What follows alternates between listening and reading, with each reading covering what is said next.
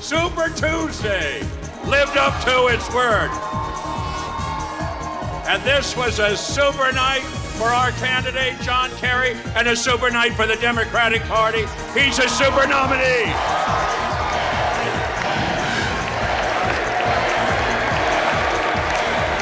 I believe that in 2004, one united Democratic Party, we can and we will win this election. What would you say would be Senator Kerry's one or two major weak points that could be exploited? The presidential hopeful has missed every one of the 22 roll call votes in the Senate this year, but hasn't missed a paycheck. He talks about trying to protect the taxpayers every single day, and here he is fleecing the taxpayers out of $150,000 a year. So do you think he should step down, Dominic, when he's running for president? The controversy over John Kerry and his Vietnam War medals has just gotten worse. He says he never suggested he threw them away, but the videotape does not lie. Ribbons or medals? Which did John Kerry throw away after he returned from Vietnam? His perceived disrespect for the military could be more damaging to the candidate than questions about his actions in uniform. Many are angry over Kerry's post-war protests. But the bigger issue here is Kerry's involvement in a group that's inherently violent. Presumptive Democratic nominee John Kerry was scaring old people, as usual, with the predictable Democratic line. He said President Bush will cut off their entitlement checks. It isn't true, but the lie has worked well for Democrats in the past. Assuming that the unthinkable happens and that Senator Kerry becomes president. You're watching Fox News, real journalism, fair and balanced. They will give you almost the full Bush stump speech, no matter where it is, and no matter how many times they've shown it. Go cut live to these campaign rallies as if there was going to be real news in them, as if Bush was going to say anything earth-shattering.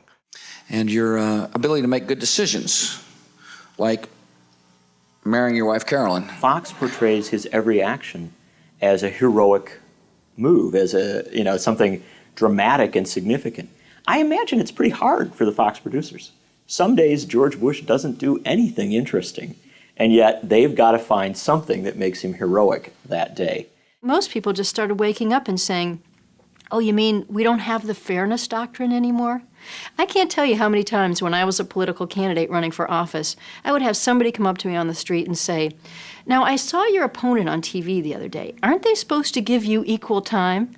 And I didn't even know for years that we lost that in the Reagan era, that for years we haven't had the ability to expect both sides to be adequately covered. Clearly, on the Republican side, what we do know is that for years they have coordinated what they call their message of the day.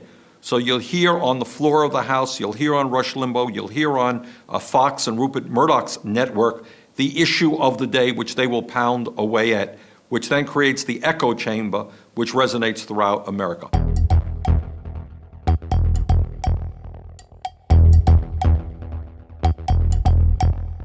Here's what he said.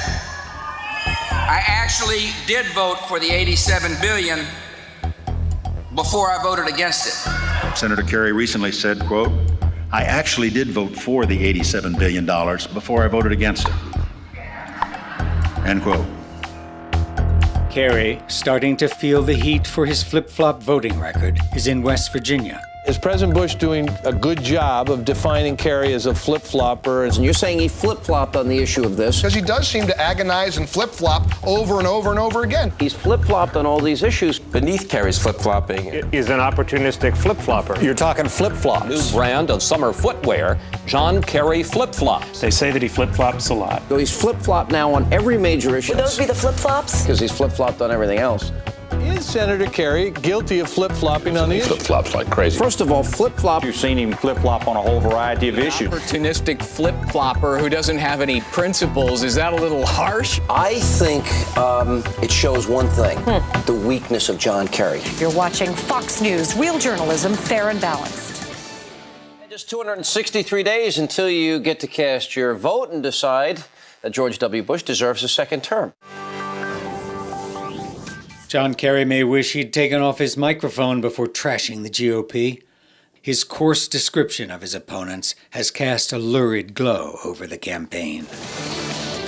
Presidential hopeful John Kerry got caught on tape in some candid remarks that he didn't want everybody to hear, but we did. John Kerry has been lashing out at President Bush and, by extension, Republicans for a long time. Nothing new there. You see a picture of George Bush, you expect to hear organ music that would come out of a church swelling, the backlit head, you know, the Madonna look, and then a picture of John Kerry flashes, and you hear the devil's voice. This is the devil. He is evil. Is it true, the reports that we're seeing, did John Kerry on the slopes curse out a Secret Service agent? Is that true? I think Kerry needed this vacation. He was showing some fatigue. I mean, the crooks... Only 217 days and counting until George W. Bush is reelected. They're saying John Kerry looks French. John Kerry looks French. Kerry, the man who would be America's first French president. When you're at war, there are two models. You have the Churchill, Reagan, Thatcher, Tony Blair, George Bush model, or you have the McGovern, Jimmy Carter, French John Kerry model. Are the Republicans going to effectively be able to make Kerry French? Good afternoon, everybody, or as John Kerry would say, bonjour. French are thinkers, and that doesn't go into the code of the American presidency.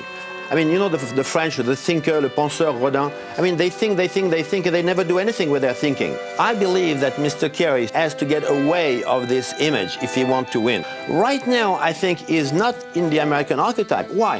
He's on vacation. If the archetype is to take action and you are taking vacation, I mean, you're definitely not, you don't fit the code, you are off code. And Mr. so that's why you have, yes. Thank you very much. You are hereby invited back. Every week, there's so many ways you can play the economic story. At Fox News, it's only the upbeat. They select statistics that prove the economy's moving up, and thank God for President Bush for doing it. The economy, of course, shaping up to be one of the hot-button issues in this presidential campaign. Polls show the economy is shaping up to be a major issue of the presidential campaign. They're all amazed at the strength of the economy and how it's picking up day by day. I think the economy's growing, and I think it's going to get stronger. The economy is very, very strong right now. It continues to get strong. The economy will roar in 04. Every sign indicates roar in 04? That sounds like a Bush. 204 days until George W. Bush is reelected. We're creating jobs. Good, high-paying jobs for the American citizens. The president goes to Charlotte to talk about job training.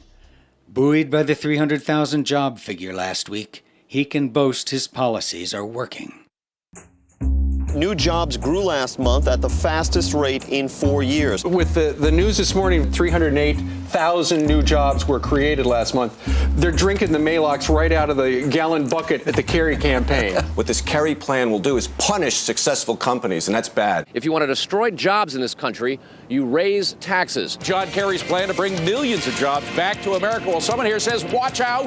Kerry's plan will end up killing more jobs instead. I said previously that the market was neutral on John Kerry. I think that was utterly wrong. I think the market is down on John Kerry. When the market goes down, one of the things you often hear is the market is worried about a Kerry victory. Then out comes a poll showing Kerry with a 4 or 5 point lead. Down goes the market big time. And how they know that the market went down because everybody had Kerry on their mind as opposed to everyone was worried about interest rates or everyone looked at the earnings figures and thought they weren't as good as projected. But they love to pretend that they're Karnak the Magnificent and they can read the mind of the market. Sure, we got terror threats, gas prices sky high, but Forbes says the economy's still strong and getting stronger every day. There you have it, 196 days till we re-elect George W. Wait, the election's over? All right, thanks for letting me know. It's almost there. I think Fox News, of all our subsidiaries, had the best increase in profits. What makes Murdoch particularly dangerous is that he's foremost a politician. And he will use his immense media power to shape the content, especially the news, that furthers his interests and those of his allies, including the conservative Republican community. After all, Fox News is nothing more than a 24/7 political ad for the GOP.